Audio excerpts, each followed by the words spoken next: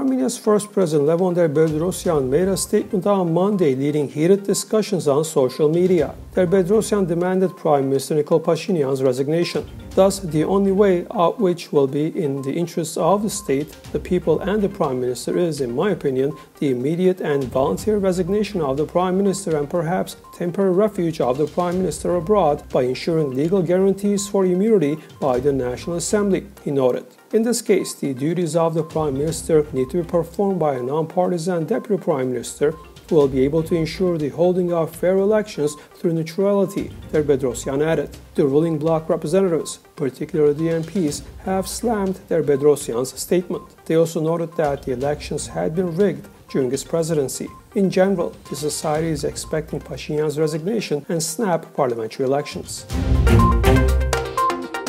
The European Court of Human Rights has notified the Committee of Ministers of the Council of Europe about the Armenian prisoners issue. The court informed the Committee of Ministers that 58 of the Armenians were repatriated between December 2020 and February 2021, and that 7 of them were presumed dead, according to the Armenian government.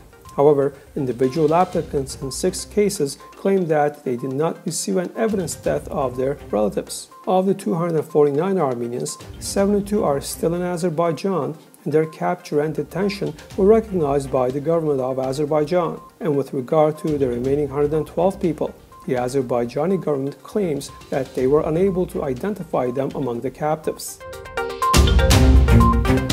The OSCE chairperson in office, Sweden's Foreign Minister Ann Linde, is in Armenia. On Tuesday, she visited the Ministry of Foreign Affairs and held a joint conference with Foreign Minister Azerbaijani.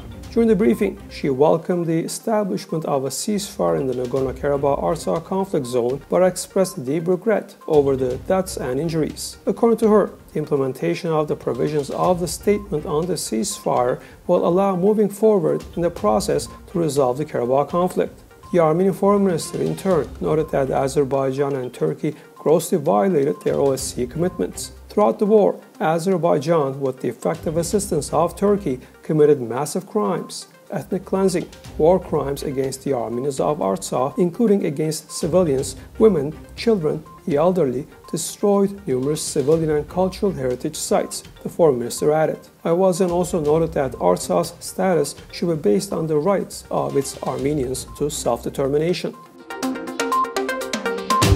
The search operations for the bodies of the fallen soldiers have resumed Tuesday in Artsakh. A total of 1,499 bodies have been found so far as a result of the search for the bodies of the Armenian servicemen killed in the recent Artsakh war.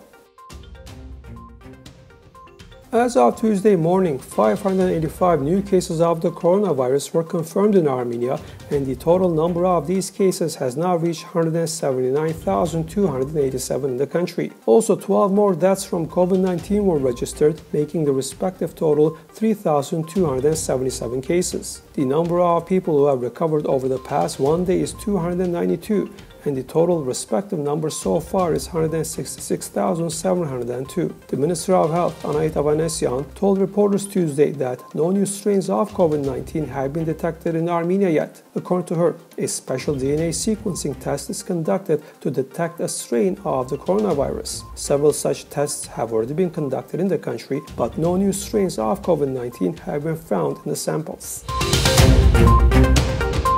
3 Armenian citizens were held in slavery in Georgia for 5 years. 2 Georgian local residents, a father and a son, have been arrested on charges of human trafficking, News Georgia reports. The 2 defendants had promised well-paid jobs to 3 Armenian citizens in 2015 and 2016 and helped them move to Georgia. Then they had taken these Armenian nationals to a cattle farm in a village of Ninosminda region, but then had taken away their documents, threatened to exact revenge upon them, and had forced them to work for free. One of these Armenian citizens managed to escape and tried to illegally cross the Armenian state border. The defendants face 12 to 15 years in prison.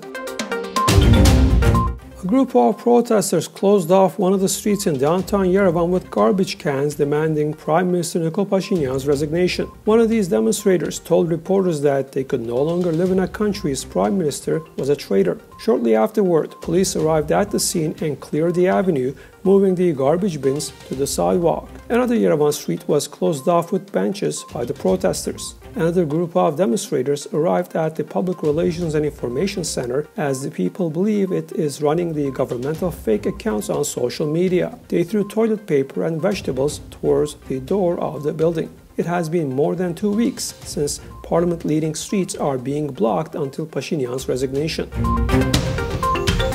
NATO Secretary General Jens Stoltenberg said Monday he has serious concerns over actions by member state Turkey. He insisted that the alliance was an important platform for resolving disputes involving Ankara, Arab Weekly reports. NATO foreign ministers will gather next week in Brussels for the US-backed alliance's first face-to-face meeting involving new US President Joe Biden's team. NATO has long tried to smooth over internal disputes with Turkey, pointing to the role Ankara has played in housing millions of refugees from Syria and in fighting the Islamic State extremist group.